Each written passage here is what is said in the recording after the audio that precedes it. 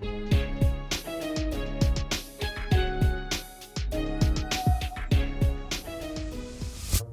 next morning, Harry woke up but was hesitant to open his eyes. He didn't know if he had dreamed about this Hagrid or if everything was real. He didn't want to open his eyes and find himself back in his cupboard. But, of course, it was Aunt Petunia who came to wake him up. Harry opened his eyes. Hagrid was still sleeping on the sofa and something was tapping on the hut window. It was an owl holding a newspaper. Harry let it in and the bird dropped the newspaper on Hagrid and waited expectantly. It wanted to be paid. Hagrid told Harry he'd find wizarding money in one of his huge coat pockets. The owl wanted 5 bronze coins, called nuts. Harry gave the owl the 5 nuts and it flew away. He looked worried. Today, Harry was going to London with Hagrid to buy his school supplies, but he didn't have any money, and Uncle Vernon certainly wouldn't pay for it. Hagrid confided in him that his parents had left him a small inheritance, which was safely stored at Gringotts, the Wizarding Bank. This bank was run by goblins. Only a fool would try to steal anything from Gringotts. It was the safest place in the world, aside from Hogwarts, perhaps. Harry and Hagrid set off. Hagrid told him that he had come to the island by flying, but they were going back with the boat that had brought the Dursleys and Harry here. So, they left the Dursleys stranded on the island, with no way to get back. During the journey, Harry asked why it was considered foolish to steal from Gringotts. Hagrid explained that goblins were skilled in magic, and Gringotts sprawled for miles underground, like a labyrinth. There might even be dragons guarding the vaults. Hagrid admitted to him that he had always dreamed of having a dragon. Harry also learned about the Ministry of Magic, which primarily existed to keep the wizarding world's secrets. To get to London, Harry and Hagrid took the train. During the journey, Harry examined the list of supplies mentioned in his letter, wondering where he would find them. Hagrid took Harry to the streets of London and stopped in front of a tiny grubby pub. It was a Leaky Cauldron. When they entered, everyone seemed to know Hagrid and he greeted them all. But it was when the bartender recognized Harry that a hush fell over the establishment. All eyes were on him, and suddenly, everyone got up to shake his hand. After spending 5 minutes saying hello to everyone, Hagrid introduced Harry to Professor Quirrell, who was also present.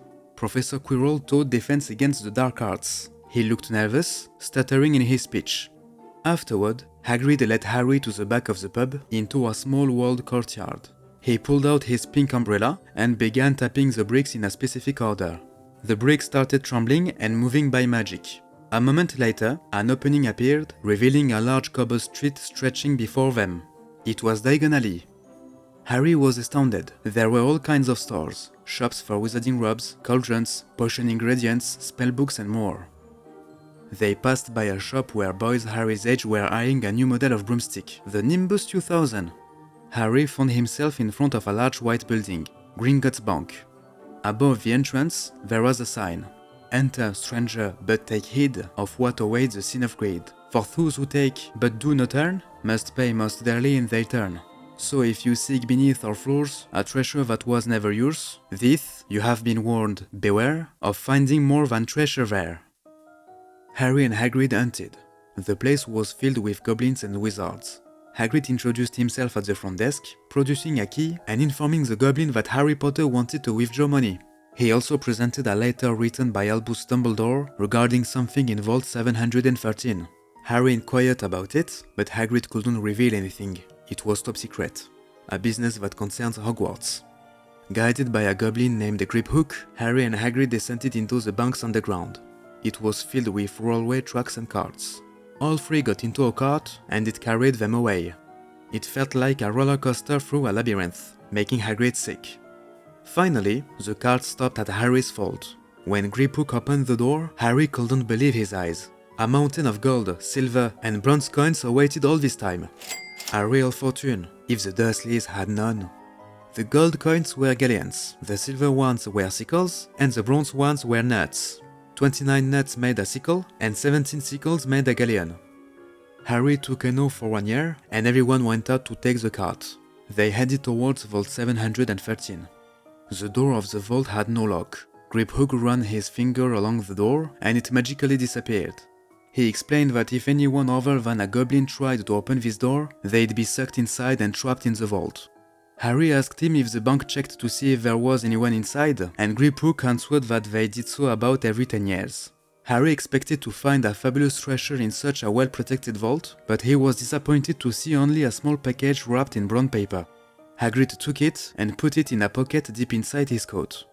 After a final cart ride, they left the bank and headed to Madame Malkin's, robes for all occasions, for Harry's school uniform. Before entering the shop, Hagrid tells Harry to go in alone. He wanted to have a quick drink at the Leaky Cauldron. It seemed that he hadn't taken well to the cart rides. Inside, Harry began trying on clothes. There was another boy around his age, getting fitted for his uniform as well. They chatting during the fittings, but without exchanging names. Harry didn't say much, while the other boy talked about Quidditch, Slytherin, and Hufflepuff. Harry didn't understand much. After a while, Harry noticed Hagrid waiting outside with a large ice cream. The boy seemed to know he worked at Hogwarts and compared him to a servant. As the fittings continued, Harry found the boy increasingly unpleasant. The boy declared that Hogwarts should be reserved only for children from all the wizarding families and not for Muggle children. When he asked Harry for his name, he finished the fittings. He used it as an opportunity to end the conversation without responding, leaving the shop. After purchasing ink and quills, Harry talked to Hagrid about the boy he had met at Madame Malkin's. Hagrid laughed at the boy's expense and said that blood didn't matter at all. Harry's mother, Lily, was Muggle-born and she was one of the best students at Hogwarts in her time. Hagrid also explained that Quidditch was a wizarding sport, somewhat similar to football in the Muggle world. Harry learned about Hogwarts houses, like Slytherin and Hufflepuff, and that there were 4 of them. Hagrid mentioned that most wizards who went bad had been in Slytherin, like Voldemort, for example. Voldemort had been a student at Hogwarts, many years ago. They then went to Flourish and Blotts to buy schoolbooks. Harry admitted that he would like to use magic on Dudley at times. Hagrid said it wasn't a bad idea, but unfortunately, it was forbidden. He should only use magic in the Muggle world in extreme emergencies.